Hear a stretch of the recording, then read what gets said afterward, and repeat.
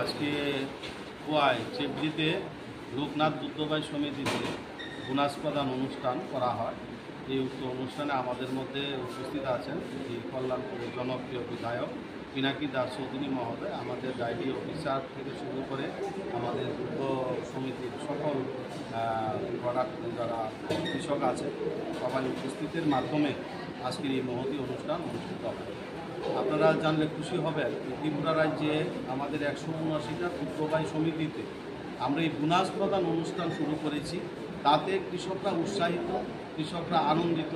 এই পূজার উৎসবে এই বোনাস পেয়ে কেউ 13,000, কেউ 15,000, কেউ 10,000, কেউ আমাদের ক্লাস প্রথম দ্বিতীয় এরকমভাবে সবাই প্রাইজ পাচ্ছে। এটাতে আনন্দের উৎসবের মতো এই সমিতিতে এখন আমাদের এই বোনাস ডিস্ট্রিবিউশন শুরু হয়েছে। মোদিজি নেতৃত্বে আমাদের বিকশিত ভারত, আত্মনির্ভর ভারতের যে ডাক দিয়েছেন, তাতে আজকে আমরা কিন্তু এগোচ্ছি বিকশিত ভারতের দিকে, আমরা আত্মনির্ভর ভারতের দিকে এগোচ্ছি।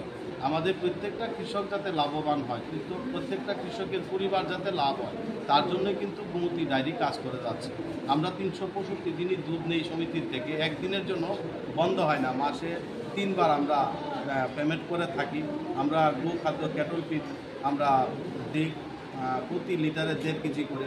আমরা সমিতিতে ভিজিট শুরু করেছি। ভিজিট করে আমাদের আগে 4,500 লিটার দুধ ছিল, এখন 8,500 লিটার দুধ হয়েছে। এই খোয়াইতে সবচেয়ে বেশি দুধ আমরা এখান থেকে কালেকশন করতে পারছি এবং কৃষকরা উৎসাহিত। এবং আমাদের এই বোনাস প্রদান অনুষ্ঠান প্রতি বছরের ন্যায় আমরা শুরু করেছি। এই বোনাস ডিস্ট্রিবিউশনে আমাদের আজকে প্রত্যেকটা কৃষক, এখানে 120 জন কৃষক উপস্থিত আছেন। এই দুগ্ধভাই সমিতির উদ্যোগ ডাইরেক্টররা সবাই উপস্থিত আছেন।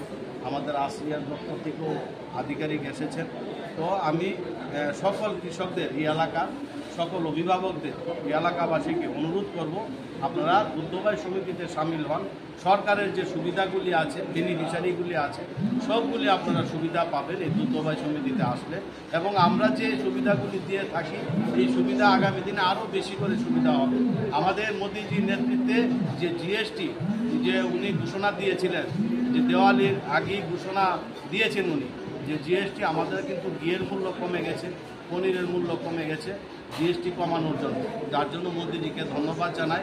রাজ্য সরকারও কালকেও দেখলাম দিয়ে ঘোষণা করেছেন কর্মচারীদের জন্য, তার জন্য ধন্যবাদ জানাই। রাজ্য সরকারকেও মাননীয় মুখ্যমন্ত্রী প্রফেসর ডক্টর মানিক সাহা।